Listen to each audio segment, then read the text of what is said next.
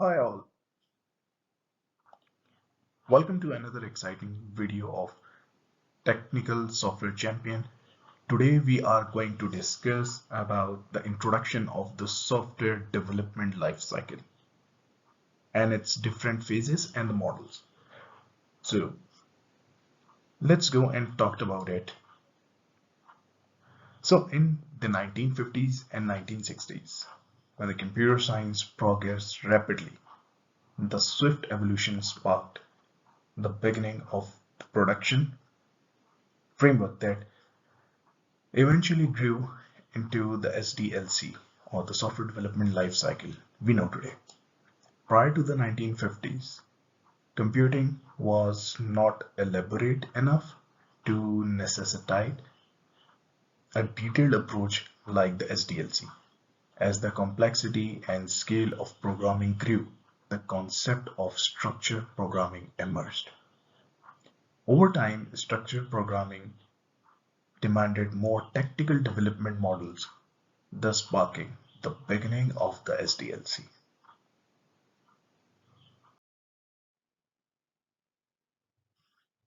The software development lifecycle is a structured process that enables the production of the high quality, low cost software in the shortest possible production time. The goal of the SDLC is to produce superior softwares that meet and exceeds all customer expectations and demands.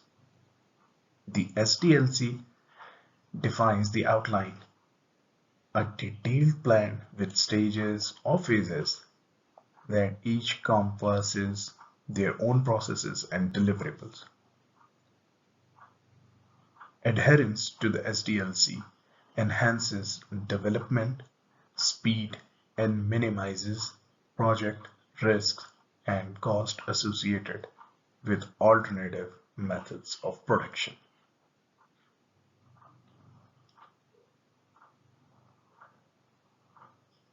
It is a process that gives a complete idea about developing, designing, and maintaining a software project by ensuring that all the functionalities, along with the user requirements, objectives, and goals, are addressed.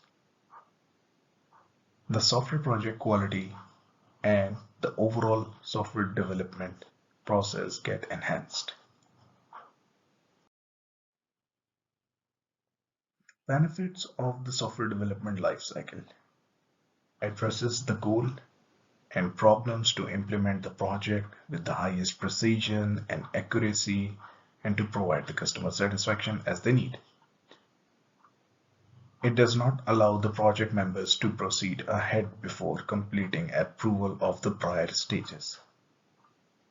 The installation in the project executed with SDLC has necessary checks to be tested with precision before entering the installation stage. With a well-defined SDLC in place, project members can continue the software development processes without incurring any complications. Software development lifecycle offers optimal control with minimal problems, allowing the project members to run the project smoothly.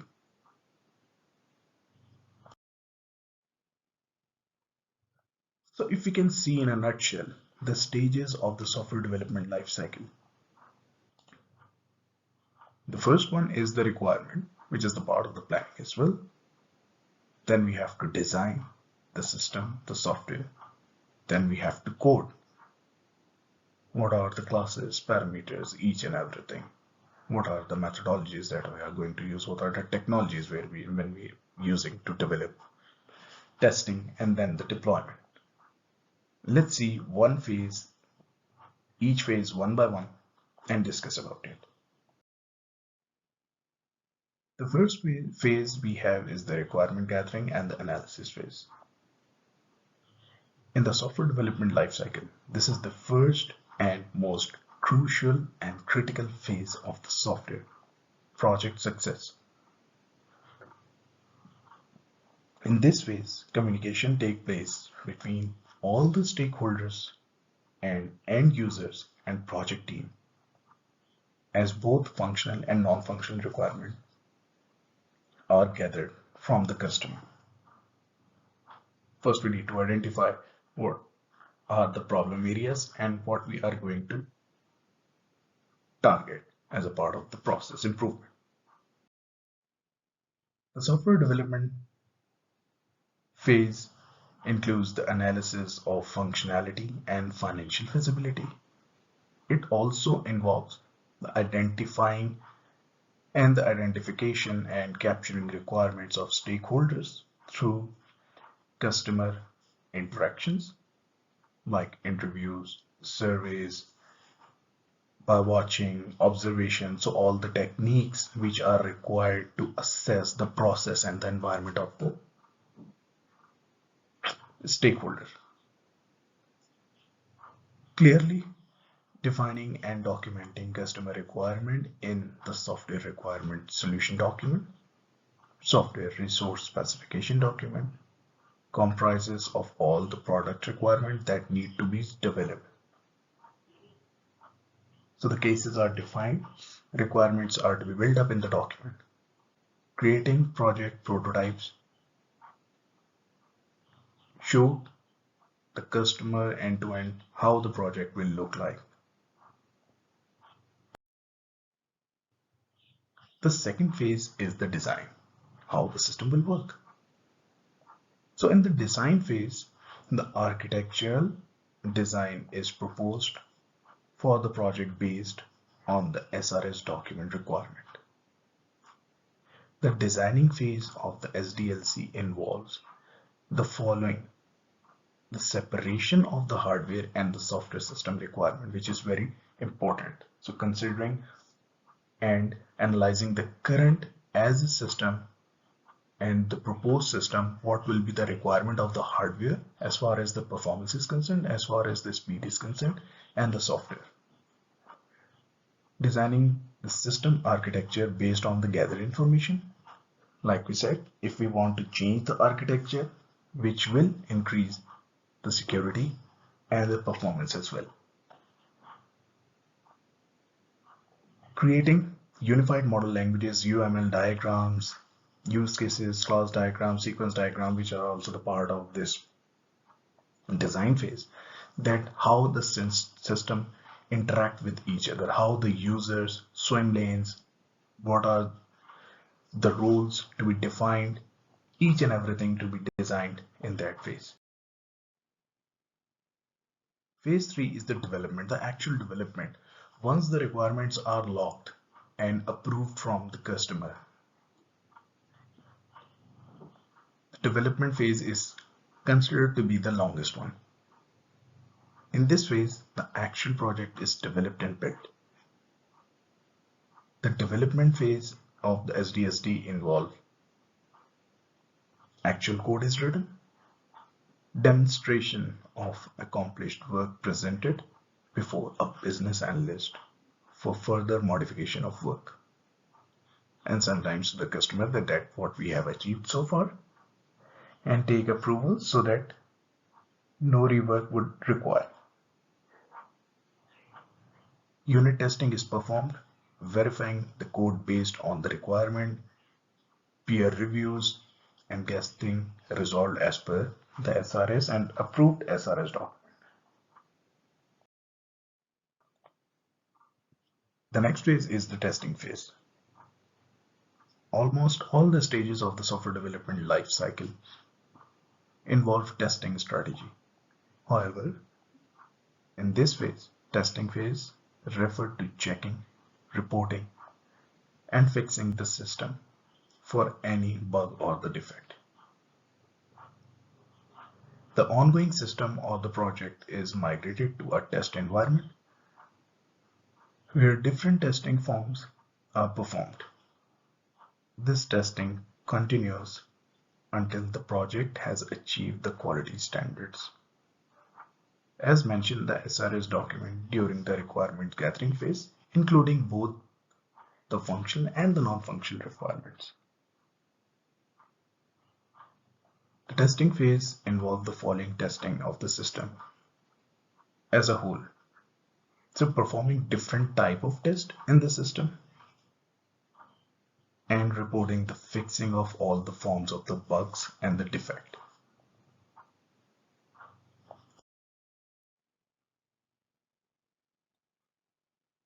The next phase is the deployment maintenance phase. In the software development lifecycle phase,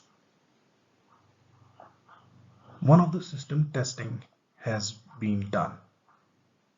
It is ready to be launched. The system may be initially released for limited users by testing it in the real business environment for the UAT, the user acceptance testing.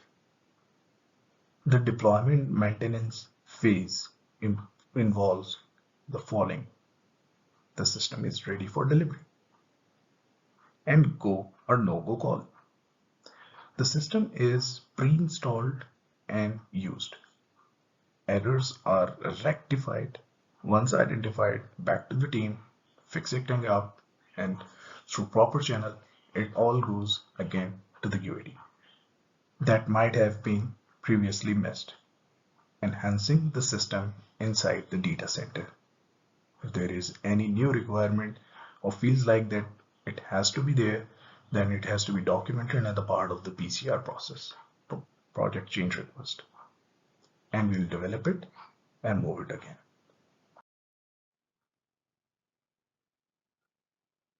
So now we can talk about the software development models. There are lots of software development models are now defined and designed to follow the software development processes. These models are also known as the software development process models. Each of these models follow a series of steps for ensuring complete success of a project. Let's go and see what are the most usual and the most important SDLC models that currently an organizations and the IT industry follows. There may be many, many more, but let's see. Some of the most popular SDLC models, like we said, used for the software development includes RAD, Rapid Action Development Model, Iterative or Incremental Model, Spiral Model, Waterfall Model. And you can see there are lots of more other models that currently available in the market. So let's go and see one by one. Waterfall model. This model is the most commonly used software development lifecycle model. In this model, each phase starts only after the previous steps has been completed and approved. This is a linear model having no feedback loops.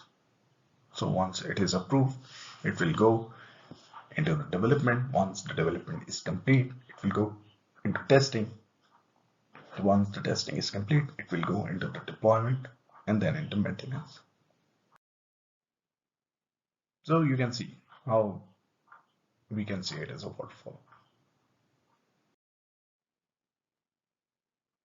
But with that, there are some strengths of the models and the weaknesses of the models. So what are the strengths of the waterfall model? It defines requirement stability, ease to understand and use, achievements are well defined, work well when the project quality is important, and looked at the weakness of the waterfall method. It cannot match the reality well, difficult to make changes, software delivered towards the end of the project only. Testing begins only after the development phase is complete. Another model we have is the iterative incremental model. In this model, initial stages, a partial implementation of a complete system is constructed. such that it will be present in a deliverable form.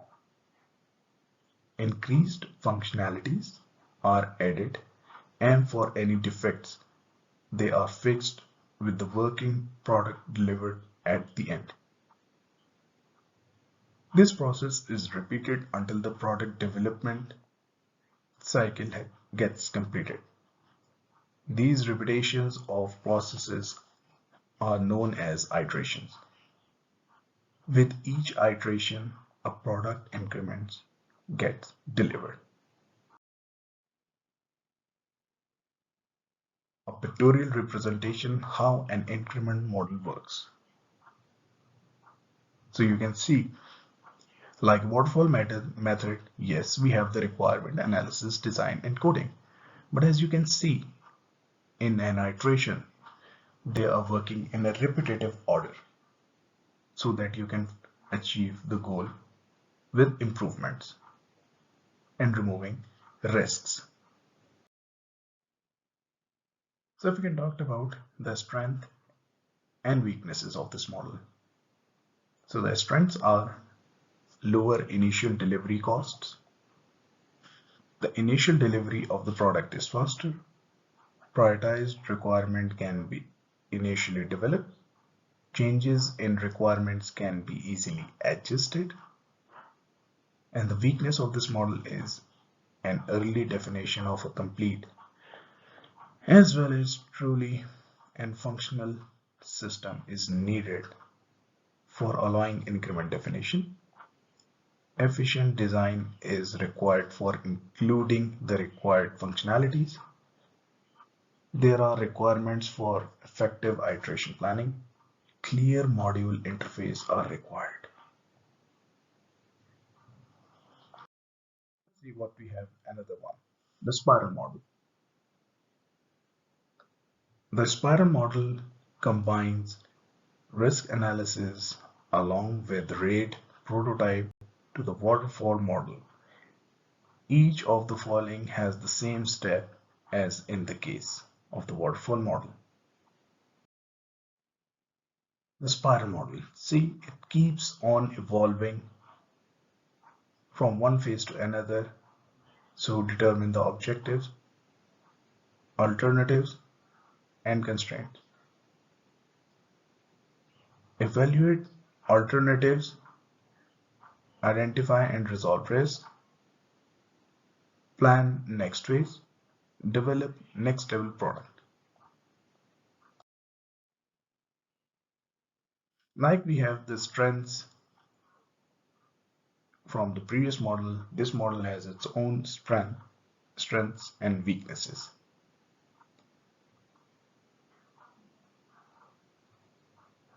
So now let's quickly go to the next phase.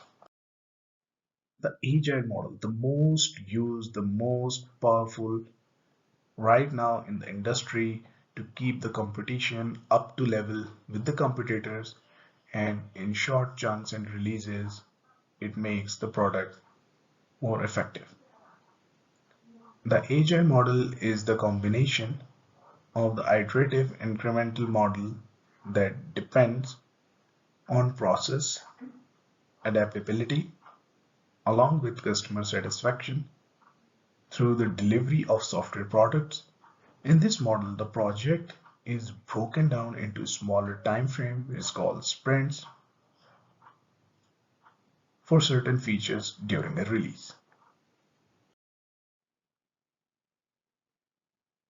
This is the agile model. So each iteration has the planning, requirement, designing, building, and testing. You have to plan a sprint from the product backlog, and then you pull some of the sprint goals in the sprint. The sprint starts, development perform their development and testing and making it ready for the definition of done. Once it is done, a shippable product is ready at the end of the sprint. Yes, this is another discussion whether we are going to ship that shippable item or not.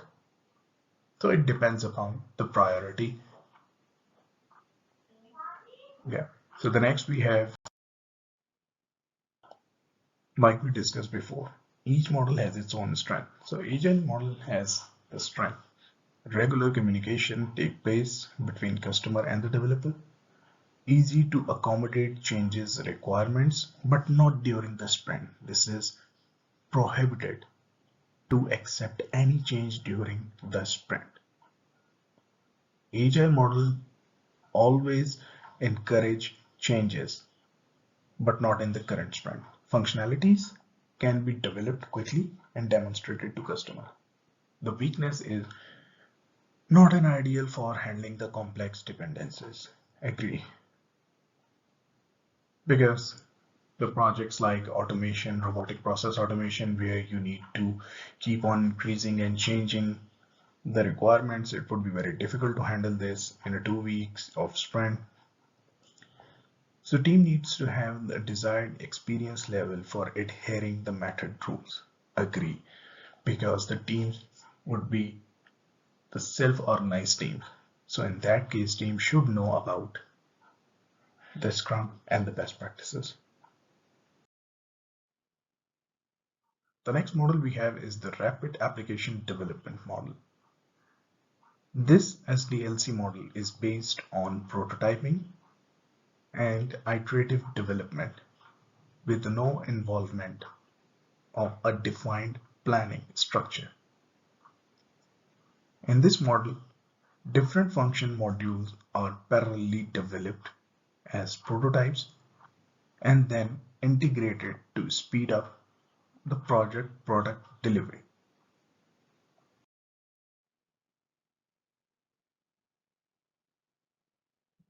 The rapid development application development model is in front of you. Like you see the project deployments, multiple phases, and then the project deployment.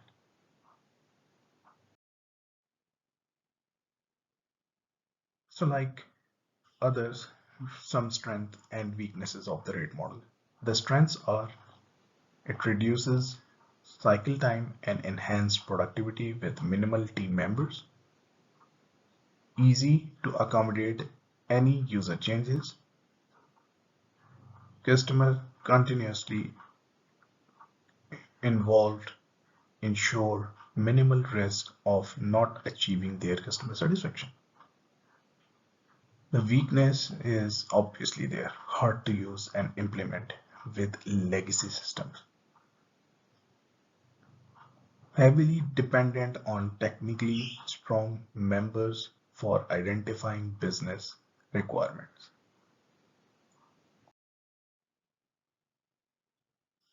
So if we can talk about the conclusion of the SDLC, the most important best practices to implement into your software development lifecycle is effective communication across the entire team. The more alignment, the greater the chances of success. Signs of a well-implemented SDLC includes the successful deployment of a comprehensive application security program, code quality standards, effective collaboration across teams, streamlined workflows, cross-involvement of teams throughout the lifecycle. Software development lifecycle has some common mistakes and challenges. There are several pitfalls that threatens to negatively impact the SDLC implementation. Perhaps the most problematic mistake is a failure to adequately account for and accommodate customer and stakeholder needed in the process. This results in misunderstanding of system requirement and inevitable disappointment with the end product. Additionally, the complexity of the SDLC often causes a project to derail or teams to lose sight of specific and requirement. Without strict adherence to all the aspects of the parameter and design plan, the project can easily miss the mark.